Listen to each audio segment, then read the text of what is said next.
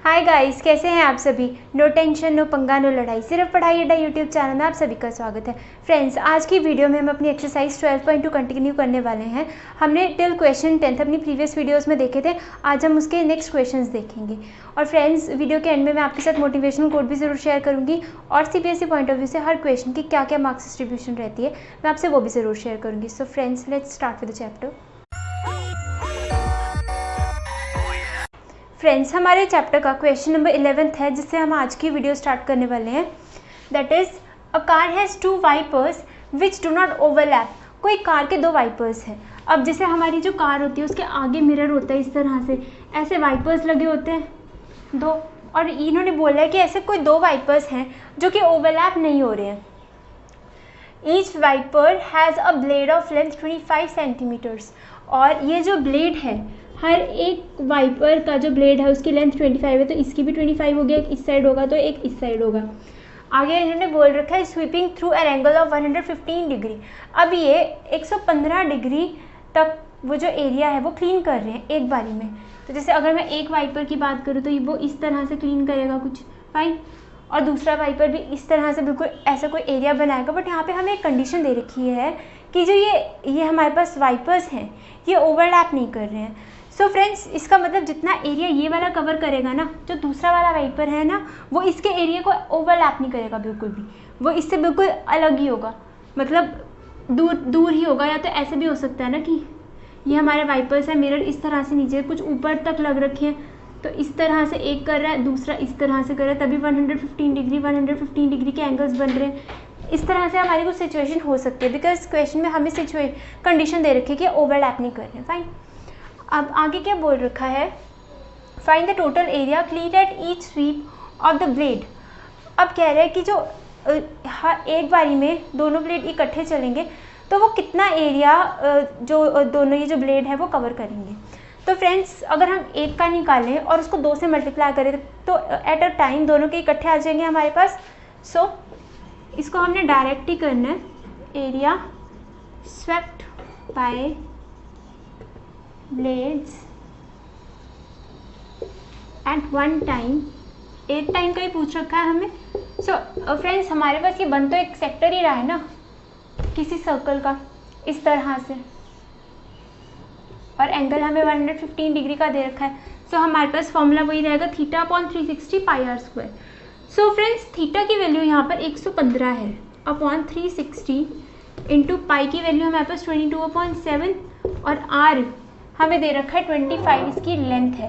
तो ये भी 25 होगा, ये भी 25 होगा, सारा का सारा। तो मतलब रेडियस उसका 25 आ गया पूरा का पूरा। तो रेडियस इज 25 इंटू 25, फाइन। अब हम कुछ कैंसिलेशन करेंगे जो हमारा कैंसिल हो रहा है। अब ये 7 115 क्या होगा, 7 1 जा 7 और 11 - 7 इज 4, 45 आ जाएगा हमारे पास। 7 से नहीं हो रहा है कैंसिल आउट। तो फ्रेंड्स, 7 हमें लगता है एज इट इज रहेगा, और बाकी जो हो रहे हैं हम उन्हें करके देखते हैं। अब ये 5 से हो जाएंगे ये दोनों। 5 1 जा 5, 5 2 जा 10, 1 रिमाइंडर, 5 3 जा 15। अब 5 7 जा 35, 1 रिमाइंडर, 5 2 जा 10। यहाँ पे हमारे पास 72 है और यहाँ पे हमारे पास 22 है। सो अब हम इसको 2 से दोबारा करके देख लेते हैं। दिस इज 2 3 जा 6, 2 6 जा 12 और 2 11 जा। और फ्रेंड्स, ये जो area swept bye blade at each time, एक टाइम पे वो दोनों वाइपर्स इकट्ठे चलेंगे तो इसको 2 से भी मल्टीप्लाई करना पड़ेगा हमें। तो ये टोटल एरिया आ जाएगा इस तरह से हमारे पास। अब यहाँ पे 2 है और एक 36 है, तो दिस 2 1 जा 2, 2 18 जा 36। अब हमारे पास ऊपर क्या है न्यूमरेटर में, 23 into 11 into 25 into 25 upon 18 into 7। Friends, 18 into 7, 18 7 जा 56, 5 126 होता है। डिनोमिनेटर भी तो हमारे पास 126 आ गया। न्यूमरेटर में हमें इन पूरी टर्म्स को मल्टीप्लाई करना पड़ेगा एक दूसरे से, फाइन। सो अब हम अगर देखें तो 23 इंटू 11, इन दोनों को मल्टीप्लाई करते हैं और इन दोनों को मल्टीप्लाई करके 25 का स्क्वायर है 625। सो फ्रेंड्स ये हमारे पास आ जाएगा 625 इंटू 23 इंटू 11। अब ये किसी भी नंबर को 11 से मल्टीप्लाई करने का मैंने एक शॉर्टकट मेथड बताया था कि पहले वाली left hand side right hand side में जो फर्स्ट डिजिट है उसको एज इट इज़ फिक्स कर देंगे, इन दोनों को ऐड करेंगे, 5 आ जाएगा हमारे पास 5, और फिर इस वाले नंबर को भी हम एज इट इज़ लिख देंगे। या अगर आपको इसमें कन्फ्यूजन हो रही है तो आप डायरेक्ट मल्टीप्लाई कर लो। अब हम इनको मल्टीप्लाई अब करेंगे, करके देखते हैं।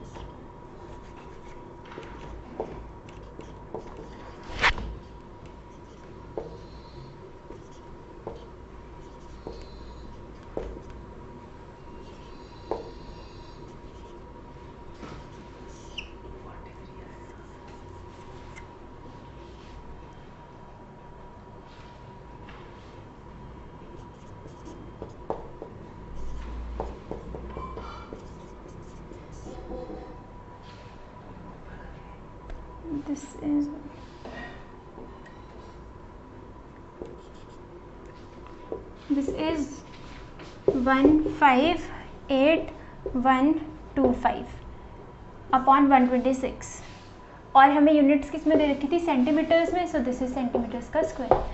सो फ्रेंड्स आप इनको या तो इस तरह से डिवाइड भी कर सकते हो, पॉइंट में आंसर आ जाएगा, बट हमारी लेंथी कैलकुलेशंस होंगी, कभी कभार एग्जाम्स में हमारे पास इतना टाइम नहीं होता है, तो आप इसको एज इट इज़ भी रहने दे सकते हो। And this is our final answer. Now let's start with the question number 12th। So friends हमारे पास 12th क्वेश्चन है, to warn ships for underwater rocks a lighthouse spread a light coloured light over a sector of 80 degree to a distance of 16.5 kilometres. अब हमारे पास एक light house होता है। Light house क्या होता है friends, जो नदी के किनारे या कोई भी समुद्र के किनारे कुछ इस तरह से कुछ बिल्डिंग्स ही बना रखी होती है, जिसमें या तो जो हमारे ये जो शिप्स को चलाते हैं वो रेस्ट कर सकें, या वो जो लाइट हाउस है उसकी जो लाइट निकलती है वो उनको किसी भी तरह से अगर कोई खतरा है आसपास उससे वार्न कर सके, बिकॉज शिप में तो अंधेरा ही होगा, बट उनको उस अंधेरे से बचाने के लिए कुछ लाइट प्रोवाइड करने के लिए वो लाइट हाउस बनाया जाता है। तो इस तरह से अगर आप मान लो यहाँ पर आपका ये पूरा का पूरा सी है, यहाँ पर आपका वो लाइट हाउस है।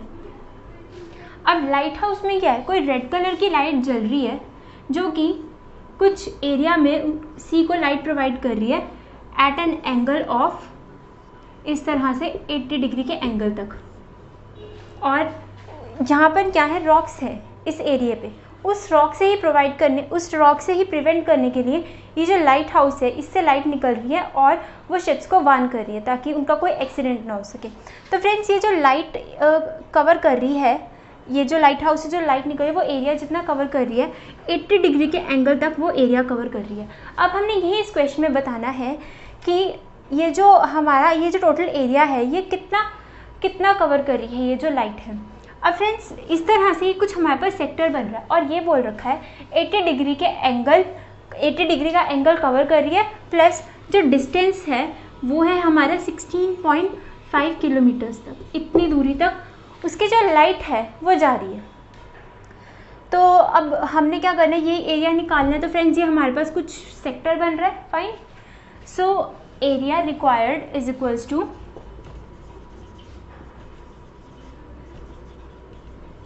वही होगा हमारे पास theta upon 360 pi R square. Theta की वैल्यू इज 80 अपॉन 360, पाई की value is given to be 3.14, तो 314 अपॉन 100 लिख लेंगे हम। आर स्क्वायर मीन्स 16.5, तो 165 अपॉन 10 इंटू 165 अपॉन 10, फाइन। अब इन्हें कैंसिलेशन करेंगे, बहुत अच्छे से करेंगे हम कैंसिलेशंस, जिसकी कि मतलब हमें कैलकुलेट करना ईजी हो और हम सारे डिनोमिनेटर के हंड्रेड्स नहीं काटेंगे, सिर्फ वही काटेंगे जो पूरी तरह से एलिमिनेट हो जाए। अगर जैसे कुछ मान लो आपके पास डिनोमिनेटर में 5, 2 इस तरह से डिजिट्स रह रही है तो आप उन्हें मत कैंसिल कीजिए, बिकॉज फिर हमें डिवाइड करना पड़ेगा, बहुत लेंथी हो जाता है हमारा। तो हम देखेंगे, सबसे पहले हमने ये 0 कैंसिल आउट करी। अब 4 2 ज़ा 8, 4 9 ज़ा 36। अब हमने इस 9 को एलिमिनेट करना है। अब फ्रेंड्स यहाँ पर कोई नंबर 9 से कैंसिल आउट हो रहा है या 3 से कैंसिल आउट हो रहा है। अगर हम इन सब के डिजिट्स को ऐड करते हैं, 4 + 1 इज़ 5 + 3 इज़ 8, 8 3 के डबल में नहीं आता, दैट मीन्स ये वाला नंबर तो नहीं जाएगा हमारा। अब आगे 6 + 5 इज़ 11 + 1 इज़ 12, येस ये 3 के टेबल से कैंसिल आउट हो जाएगा। और अगेन हमारे पास यही नंबर 165 है, ये अगेन 3 से हो जाएगा। तो 3 3 ज़ा 9, 3 5 ज़ा 15, 1 रिमाइंडर 3 5 ज़ा 15। अगेन ये गया, सॉरी यहाँ पे 3 5 ज़ा 15 ही था, और हाँ, और ये वाला जो 3 था 3 5 ज़ा 15, 1 रिमाइंडर अगेन 3 5 ज़ा 15। अब फ्रेंड्स हमारे पास यहाँ पर 2 आ रहा है। अगर मैं इस 10 को 2 से डिवाइड कर दूँ तो 8 5 × 55 है, वो कैंसिल आउट हो जाएगा हमारा। सो 2 1 ज़ा 2, 2 5 ज़ा 10, 55/5 है, 5 1 ज़ा 5, 5 11 ज़ा 55। अब हमारे पास यहाँ पर ये दोबारा 2 से जा सकता है और यहाँ पे 5 आ सकता है। सो दिस इज़ 2 1 ज़ा 2, 1 रिमाइंडर 2 5 ज़ा 10, 1 रिमाइंडर 2 7 ज़ा 14, और ये 2 5 ज़ा 10। तो ये हमारे पास क्या हो जाएगा गाइस, 5 1 ज़ा 5, 5 11 ज़ा 55। तो हमारे पास बचा क्या है, 157 × 11 × 11 अपॉन 100। अब इसको अगर हम वैसे ही 11 की ट्रिक से मल्टीप्लाई करें तो ईजी हो जाएगा। एक बारी 157 को 11 से मल्टीप्लाई करो, जो नंबर आएगा फिर उसको 11 से मल्टीप्लाई करो। फाइन। सो फ्रेंड्स, अगर आपको वो ट्रिक समझ नहीं आती है इसमें कैसे 157 को 11 से मल्टीप्लाई करने के लिए हमें क्या करना पड़ेगा, पहले तो सबसे पहले इस नंबर को फिक्स कर देना है हमने राइट हैंड साइड पे, इन दोनों को ऐड कर देना है। 7 + 5 = 12। हम 12 नहीं लिखेंगे, सिर्फ हम 2 लिखेंगे, 1 कैरी लगा लेंगे। अब इन दोनों नंबर्स को हम ऐड कर रहे हैं, 5 + 1 = 6। अब इसमें ये 1 हो जाएगा ऐड, विच इज़ 7। अब ये वाला जो लास्ट वाला नंबर है इसको एज इट इज़ उतार लेंगे, क्योंकि इसके साथ कोई कैरी था ही नहीं, तो 1727 आ गया हमारे पास। फाइन।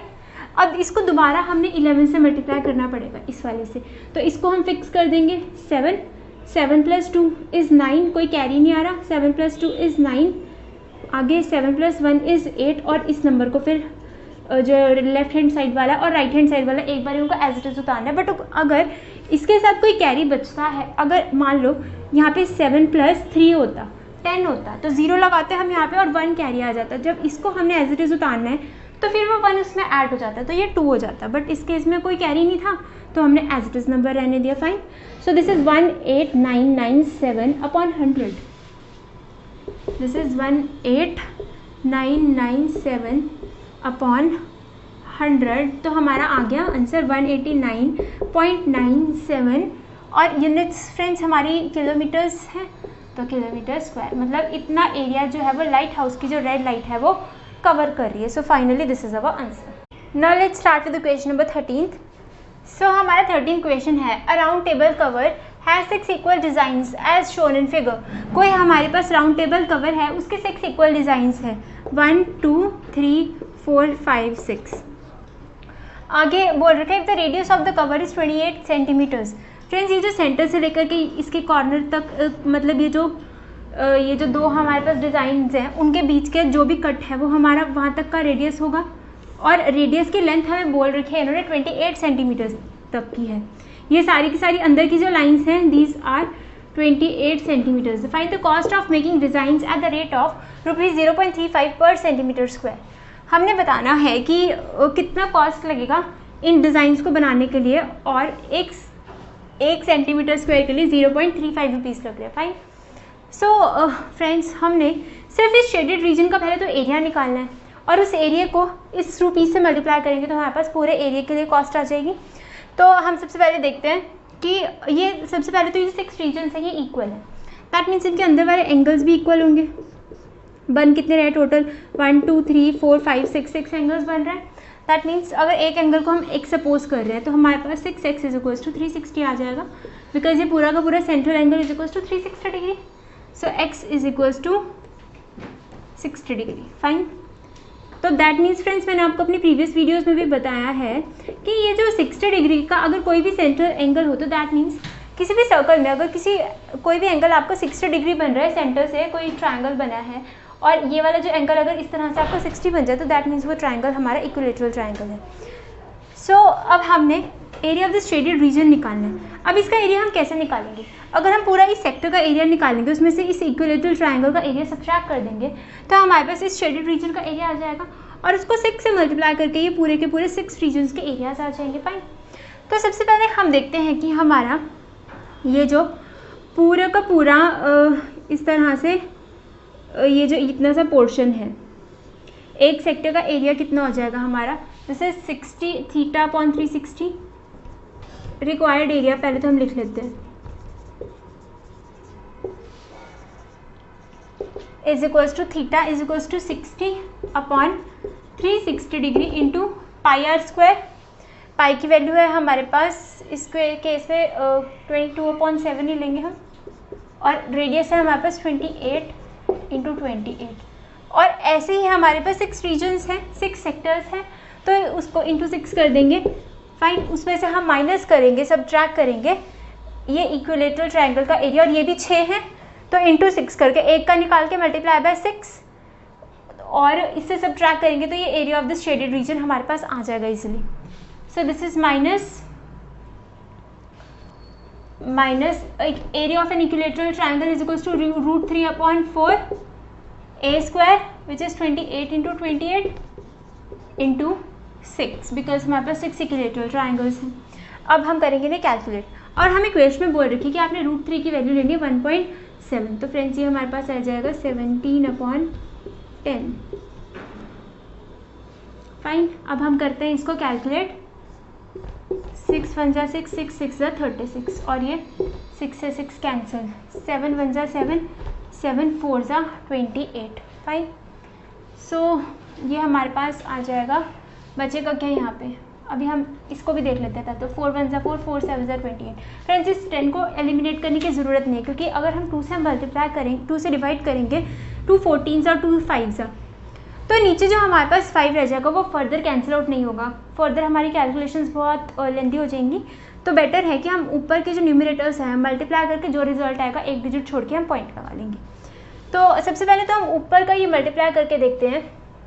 इन दोनों को मल्टीप्लाई करके आना है 88/28, 88/28। फ्रेंड्स आपने ना एक चीज़ हमेशा याद रखनी है, जो भी 11 के मल्टीपल वाले नंबर्स होते हैं, जैसे 11 22 32 42 52 या सो ऑन, 11 22 33 44 55 66 77 88 99, तो एंड सो ऑन, ये इस तरह से जो भी नंबर्स होंगे या 99 तक ही आपने क्या करना है, जब भी उसको किसी से मल्टीप्लाई करना है ना, तो उस नंबर को नीचे रखना है जो 11 का मल्टीपल है।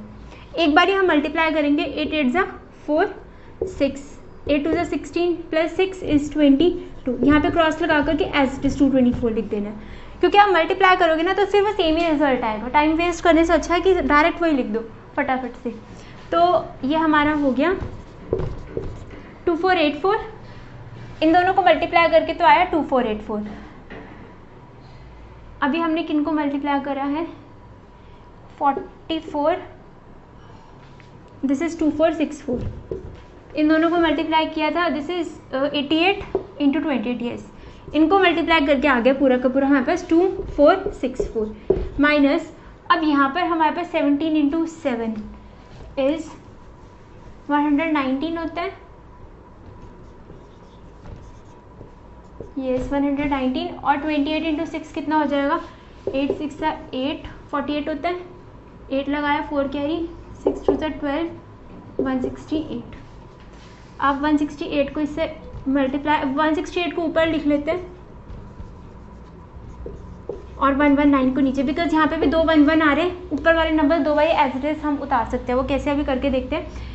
9 8 जा 72, 6 9 जा 54 प्लस 7 इज 61, 1 6 9 1 जा 9 प्लस 6 इज 15। अब 8 1 जा 8, 1 8 जा 8, 1 6 जा 6 एंड 1 1 जा 1। एज इट इज नंबर 168 उतर रहा था, हम जब भी नीचे 1 होता है तो हम उस नंबर को एज इट इज उतार देते हैं, और यहाँ पे भी 2 बारी क्रॉस लगाने के बाद इस नंबर को एज इट इज उतार दो। सो दिस इज 1999। अब नीचे अपॉन में 10 था तो 0.2, एक नंबर को छोड़ करके राइट हैंड साइड से पॉइंट लगा दिया हमने। अब इनको अगर आप फ्रेंड्स सब्ट्रैक्ट करोगे तो हम वो सब्ट्रैक्ट भी करके देख लेते हैं। This is 2464 199 9.2, 10 - 2 is 8, this is 13, 6 को बनाएंगे 15, this is 13 and this is 1, 9, this is 4, this is 6 and this is 4, this is 464.8, 464.8 centimetre square. अभी ये हमारे पास फ्रेंड्स सिर्फ एरिया आया है। अभी हमने निकालनी टोटल कॉस्ट। टोटल कॉस्ट निकालने के लिए हमें 1 सेंटीमीटर स्क्वायर के लिए 0.35 रुपीज़ लग रहे हैं। 464.8 सेंटीमीटर के लिए इसको 0.35 से मल्टीप्लाई करना पड़ेगा। दिस इज 35/100 लिख देते हैं। अगर आप इसे कैंसिल आउट करोगे तो फ्रेंड्स कर देते हैं इसको कैंसिल। 5 से करते हैं। 5 7 से 35, 5 2 से 10 और नीचे हमारे पास ये 2 आ गया तो ये फर्दर इससे कैंसिल आउट हो जाएगा। तो 2 2 ज़ा 4, 2 3 ज़ा 6, 2 2 ज़ा 4, 2 4 ज़ा 8। सो 7 4 ज़ा 28, 8 2 कैरी आ गया, 7 2 ज़ा 14, 16 1 कैरी, 7 3 ज़ा 21 प्लस 1 22 2 2 कैरी, 7 2 ज़ा 14 56 162.68। तो फ्रेंड्स ये हमारी टोटल कॉस्ट है 162.68 रुपीज़। फाइन, इतने रुपीज़ लगेंगे इस एरिया को पूरे को डिज़ाइन करवाने के लिए। And finally this is our answer. Now friends let's start with question number 14 जो कि हमारे एक्सरसाइज का लास्ट क्वेश्चन है। सो हमारे पास 14th क्वेश्चन है, टेक द करेक्ट। हमने इसमें से करेक्ट ऑप्शन चूज करना है। So area of a sector of angle P in degrees of a circle of radius R। हमने बताना है कि कोई सेक्टर का एरिया जिसका एंगल है P डिग्रीज में और उसका जो रेडियस है वो R है, वो क्या होगा एरिया। फ्रेंड्स हमारे पास एरिया ऑफ द सेक्टर का फॉर्मूला होता है θ/360 πr²। This is our formula. और इस केस में ये जो एंगल है वो हमें दे रखा है P। तो एक तरह से हमारा आंसर ये होना चाहिए। अब देखते हैं कि ये हमें आंसर किसी ऑप्शन में मिल रहा है कि नहीं। तो सबसे पहले यहाँ पर तो 2 पाई आ रही है, ये तो हमारा ऑप्शन ही गया है यहाँ पे भी, क्योंकि हमें तो r² चाहिए ना। अब यहाँ पे r² है, बट यहाँ पे फ्रेंड्स हमारे पास नीचे 180 डिग्री है। फाइन, सो ये कैंसिल आउट हो गया।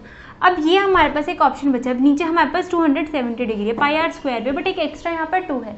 अगर इस 2 को इससे कैंसिल आउट, अगर इस 720 को 2 से कैंसिल आउट कर दें तो 2 3 ज़ा 6, 2 6 ज़ा 12 और 0, और ये 2 तो ख़त्म ही हो गया। फॉर्मूला हमारा बन गया ना P/360 πr²। Fine, so our answer is this option number D. और फ्रेंड्स हमने अभी इस वीडियो में जितने भी क्वेश्चंस किए हैं वो इंपॉर्टेंट है सारे के सारे, और वो सारे क्वेश्चन 3 मार्क्स के रहते हैं। और ये जो हमारा जो लास्ट वन क्वेश्चन है टिक द करेक्ट, ये आपका टिक द करेक्ट ऑप्शन ये आपका 1 मार्क का रहता है। And friend now I am going to share our motivational quote with you.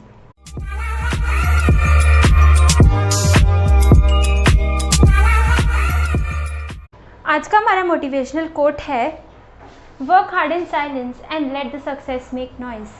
That means friends आप अपना बेस्ट दीजिए और शांति में, साइलेंस में आराम से बैठकर पढ़िए, और आपको अपने आप उस चीज़ के अच्छे से अच्छे रिजल्ट्स मिलेंगे, और वो जो आपके रिजल्ट्स मिलेंगे वो हर जगह धूम मचा देंगे। एंड फ्रेंड्स होप आपको आज की वीडियो पसंद आई हो। अगर वीडियो पसंद आई हो तो वीडियोस को लाइक करना, वीडियोस को आगे शेयर करना और बेल आइकन दबाकर हमारे चैनल को सब्सक्राइब करना ना भूलें। And friends take care, see in the next video.